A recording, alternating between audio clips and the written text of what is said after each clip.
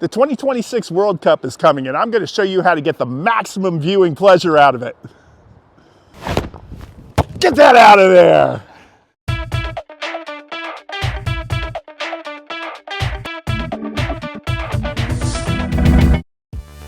The 2018 World Cup was when I started following international football.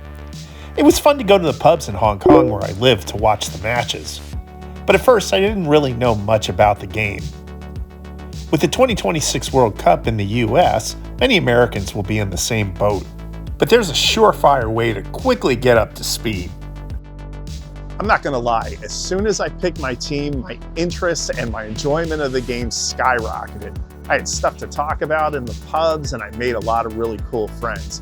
So I'm gonna give you 5 tips to help you pick your team. I'm here at the Butcher's Hook, which is across from Chelsea Stadium, to tell you about the low-hanging fruit. A lot of Americans will tend to pick the big clubs. They're the ones that they see on TV. They're the ones that make all the money. So if you're a fan of Manchester City, Manchester United, Liverpool, Tottenham, Arsenal, and Chelsea, then that's probably your only chance that you're going to follow a club that wins it all. The only exception to that was the 2016 Leicester team that came out of nowhere to win the league. And to be honest with you, the last 8 years, either Liverpool or Manchester City has won. So there's really only 2 teams that have a chance lately. Always great to watch football with a fan. Liverpool? Yes, very much. All right, where are you from? I grew up in Devon. Devon. I was born in Scotland. Okay, so that seems like it's not local to Liverpool. Why'd you pick Liverpool?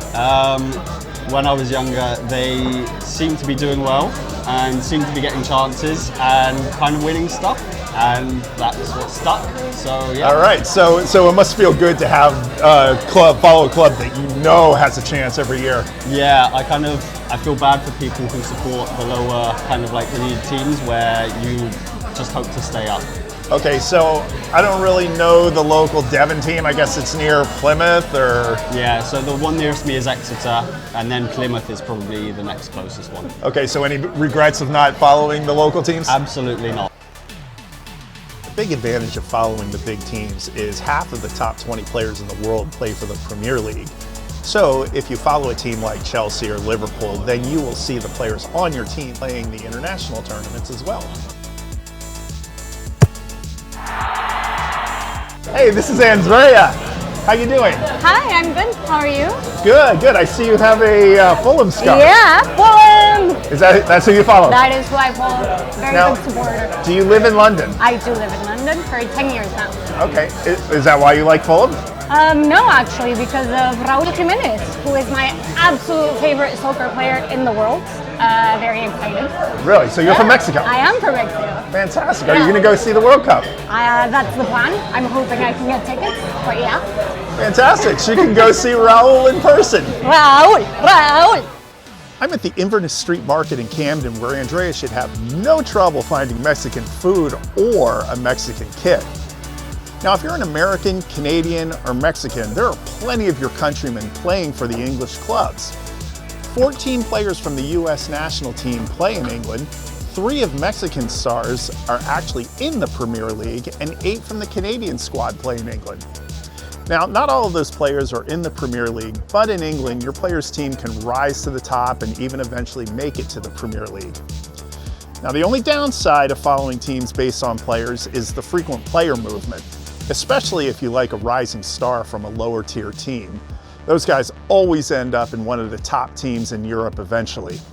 But if you want to stay loyal to your country, there's plenty of opportunity to pick your English club based on your favorite player. Is your Nana from Hull? Maybe you have a childhood friend who's in London now. Does your daughter go to school in Oxford? This could make your choice very easy. All right, Will, what's your team? West Ham United. West Ham, all right. Why do you like West Ham? Well, my family will support West Ham, so I follow my dad like most English people. We follow what your old man says, so that's why I support West Ham basically. So you're a lifer? Yeah, well, unfortunately, yes, because West Ham have been so bad that it's been a lot of pain over my lifetime, so yeah. But you stick with them? Yeah, always. you can't trust a man that changes their football team, let's put it that way. In the US, it's acceptable to follow a team from just about anywhere. I grew up on the East Coast, and I've been a Seattle Seahawks fan all my life. But that's not how it works here. There are hundreds of clubs across the country, and in many cases, several clubs in a single city. So the English team you follow can come down to the street you're from. In fact, this very residential street is the location of Highbury, the former Arsenal grounds. So if this is your method for selecting a club, be prepared to follow them no matter what. In terms of fandom, the English can be described as anything from loyal to downright tribal. So even if the team gets demoted to the 5th tier, you have to stay true.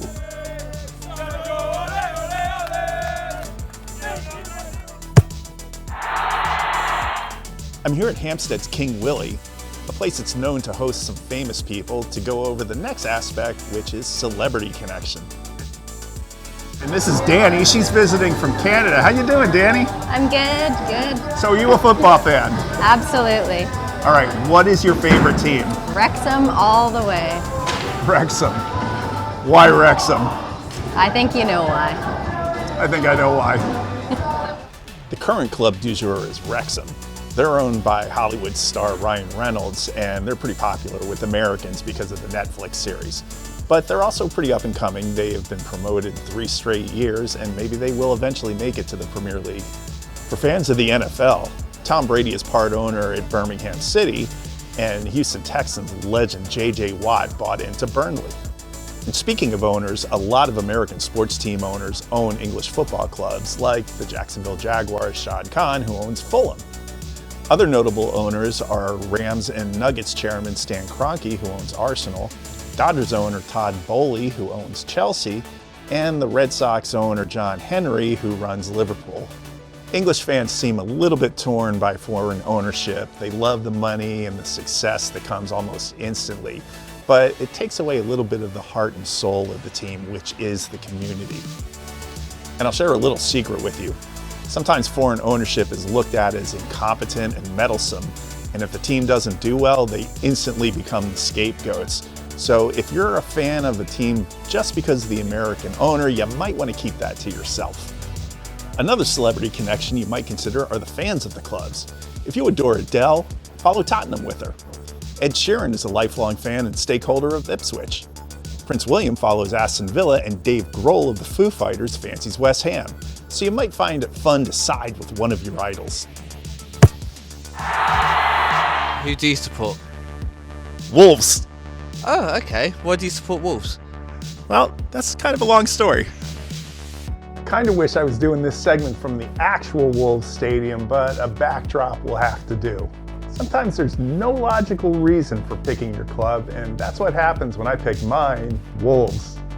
In 2018, when I was getting bombarded with all those suggestions of who to follow, I would find myself in the pub lot just watching whatever was on TV. Wolves were promoted that year, so they usually played the early kickoff here in England. So that was at the prime time of the 8 o'clock kickoff time in Hong Kong. And since I saw them practically every week, I got to know the players pretty well. And I really kind of was fond of Adama Traore because he reminded me of a Seahawks hero of mine, Marshawn Lynch. But what really attracted me to them was this cool crest. I went right out and bought a kit. As it turns out, somebody saw me on the street wearing that kit, introduced me to a bunch of Wolves fans in Hong Kong, and they became my best mates. It also didn't hurt. The Wolves were pretty good when they first came up. They kind of slid into mediocrity, but once a fan, always a fan. Oh, and we have the coolest celebrity fan, Robert Plant of Led Zeppelin. I'm a Wolves guy for life. So if you're new to the sport, I hope that these tips have helped you choose a team. And if you are familiar with the sport, maybe you get a little insight into the mind of an American who is fairly new to the sport. But if you did enjoy this video, please like, subscribe, and share. Please leave me your comments. I read and respond to every one of them, and I couldn't do this without you. Cheers.